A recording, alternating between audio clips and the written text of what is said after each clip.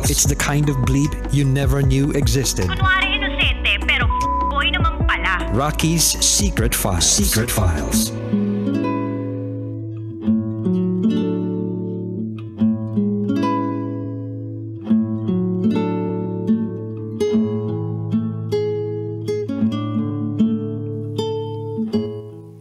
And we're back. Kasama niyo pa rin si DJ Rocky and this is Glenda's Secret File. Si Glenda na ginamit ng kaibigan para makapambudol ng ibang tao. Pakinggan na po natin ang mga kabisyo nating nag-share ng kanilang mga thoughts, comments, suggestions, and violent reactions. Ito po ang sabi ng ating kabisyo na si Gardo. Hi DJ Rocky. Ang masasabi ko lang kay Glenda ay sa mundong ito ay marami talagang pagsubok na darating sa ating buhay. Kasama na rito ang mga taong nagpapanggap na tao. Pero ang totoo, sila pala ay hayop. Gayunpaman, marami nang nagawa si Ellen sa iyo, Glenda.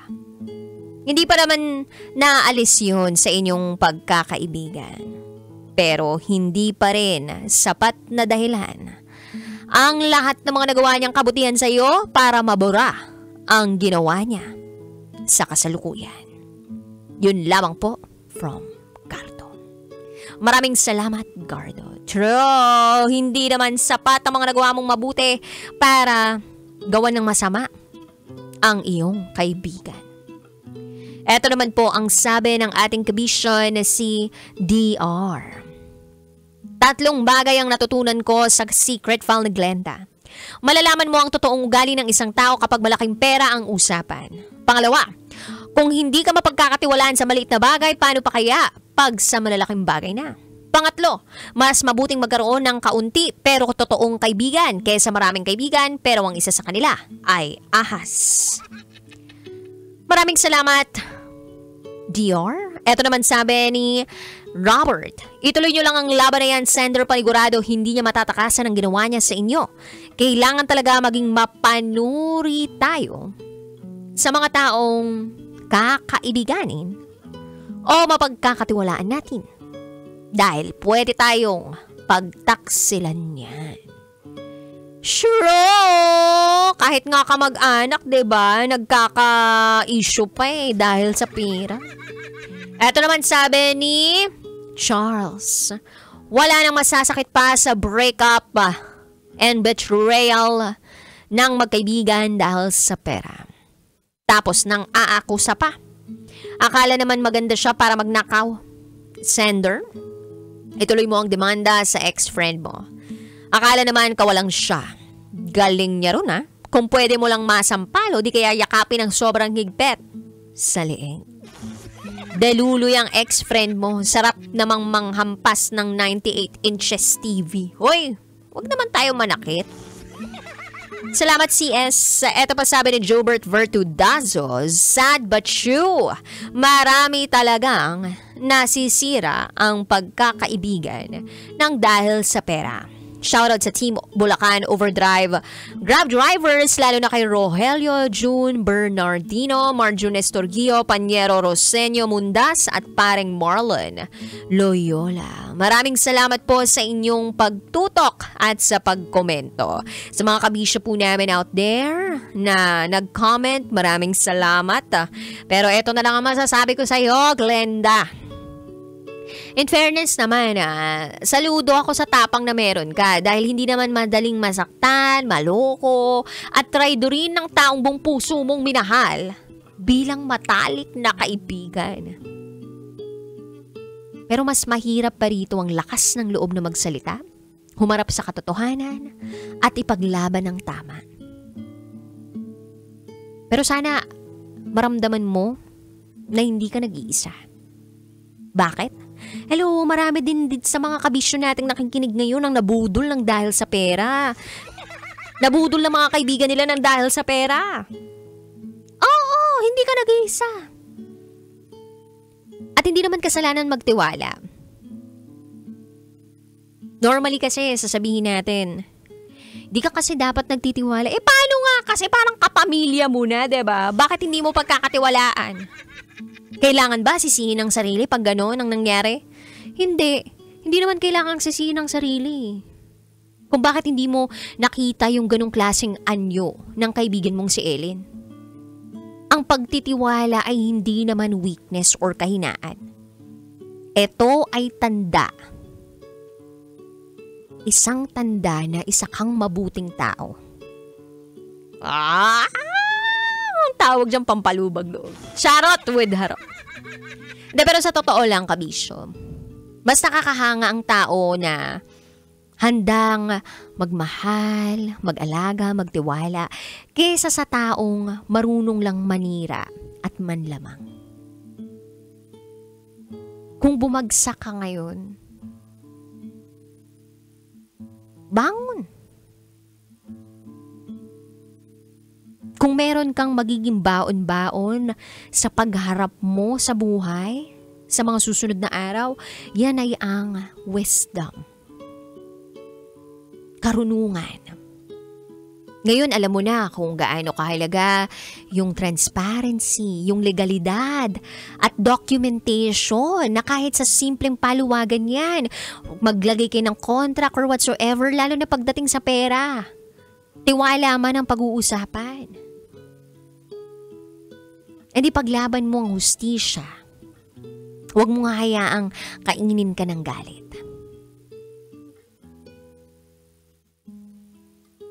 Tama yung gagawin mong pagdulog sa barangay, plano nyong pagsampa ng reklamo, hindi lang para sa'yo, kundi para dun sa mga iba pang pwedeng mabiktima nito ni Ellen.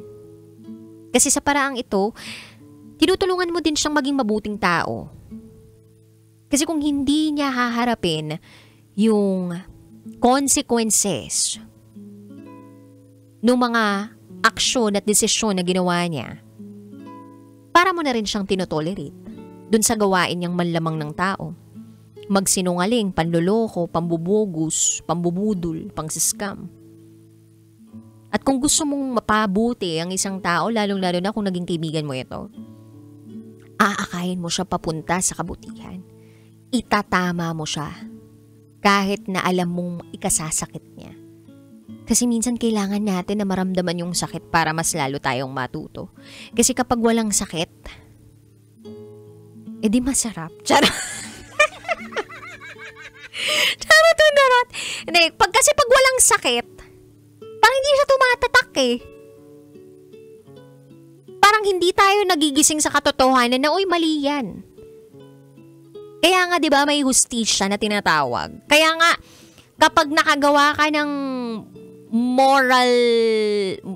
immoral, or parang ipinagbabawal sa batas, ang nangyayari dyan, ikinukulong. Meron tayong tinatawag na criminal law, meron tayong tinatawag na civil law, meron tayong tinatawag na loco, ganyan. Ay, hindi pala kasama yun. Pero kasama na rin yun. Lahat ng mga ganun. Kasi yun yung basis natin eh. Yung goodness ng tao. Para at least at some point mapolish, diba? Yung mga maling gawain. Para hindi na ulit-ulitin. Kasi nga again, ang gusto lang naman natin dito is that mabuhay yung lahat ng mayroong fairness, justice, and happy lang, peaceful, secure tayo, safe tayo, ganun.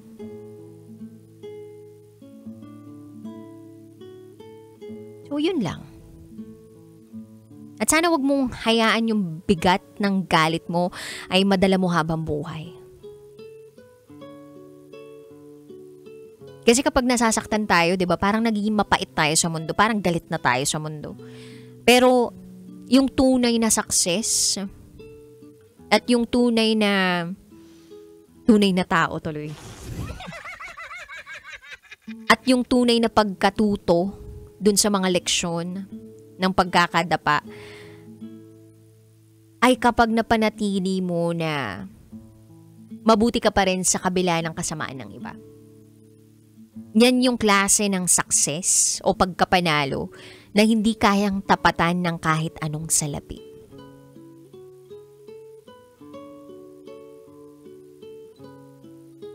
Oo, mabibigo tayo. May mawawalang friendship. Masakit yan, parang break up. Masakit, betrayal. But we need to move forward and take the lessons with us. And just do good, be kind. And if we care about other people, we will do the right thing. We will make the right choice. Kaya ngayon nare-realize ko tuloy. Dapat pala nireklamo ko talaga yung tao, no? Nanambudol sa akin na hindi ako binayaran dun sa hosting ko. Ang bilis kasi ng pangyayari. Ang bubulaklak niya magsalita. Alam mo yung parang, hindi, di ba friends naman tayo, ganyan-ganyan. We will blah blah blah blah. Ganun. Parang nabudol talaga ako. Biruin mo sa hosting pala may budol. Kaya napakahalaga ng kontrata eh. Never again in my life. Sharon. Anyway, sa mga kabisyo po namin out there na gusto mag-share ng kanilang secrets, share it to me, raketera@gmail.com. I gotta say, BRB as in bathroom break for top secrets. Kapiling pa rin ang inyong bus sa Princess DJ Raketera at ikay nakatutok sa 90.7 Love Radio. Kailangan pa bang i-memorize yan? Basic. This is Glenda's Secret Files.